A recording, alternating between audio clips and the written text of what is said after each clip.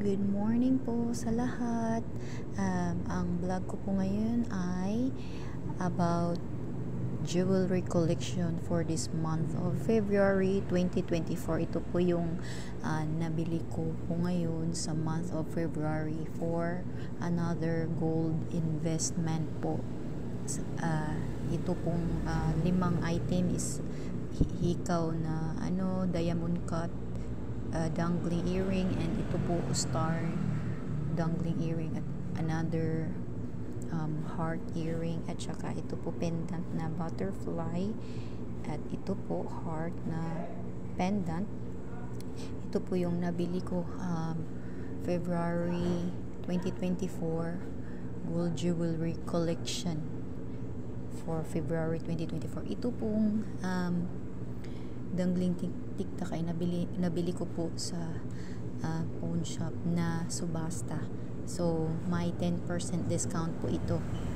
Maliit lang pong gram nito, 0.6 gram po ito. At nabili ko po, ang original price nito ay 2,200. So may 10% discount. So magle-less pa yan ng 1,980. So ito po another gold jewelry investment. Second po is ito. Pangalawa po, ito po tiktak earring. Nabili ko rin po ito sa 10% discount na subasta sa pawn shop po. Ito po ay 1.1 gram sa Palawan Pawn Shop ko po ito na nabili, at ito po ay sa Palawan Pawn Shop din ko po ito nabili. Ito pong pangatlo, tiktak earring din po, pero maliit lang po yung heart niya, pero yung heart niya ay buo po yung kanyang likod.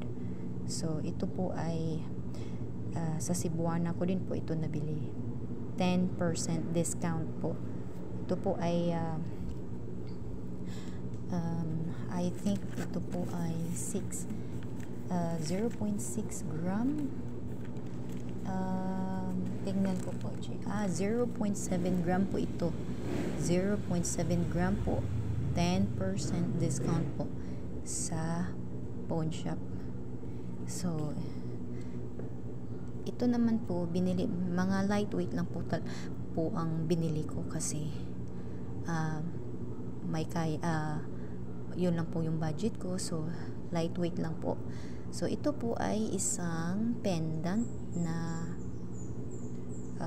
butterfly ang kaniyang design. Ito po back to back po ito.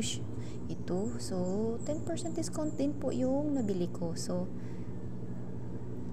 ito, at saka ito naman po yung ikalima na binili ko na subasta. Ito po hollow pendant. Ito po yung back niya, at ito yung front niya. So 10% discount po ito lahat, no? Ito dalawa, tatlo, 10% po lahat na nabili ko na subasta po. So alam nyo na po, mahilig akong bumili ng mga subasta item, jewelry, kasi po para sa akin gold is a wise investment po, no? Malaking tulong na po ito pag ikaw po ay need ng money, no? Need ka na as soon as possible, need ka ng money, so magagamit mo ito pag may emergency, masasangla mo ito agad-agad. So yun po, gold is investment is a wise, no? Wise. Okay po, yun lang po. Bye bye, salamat po.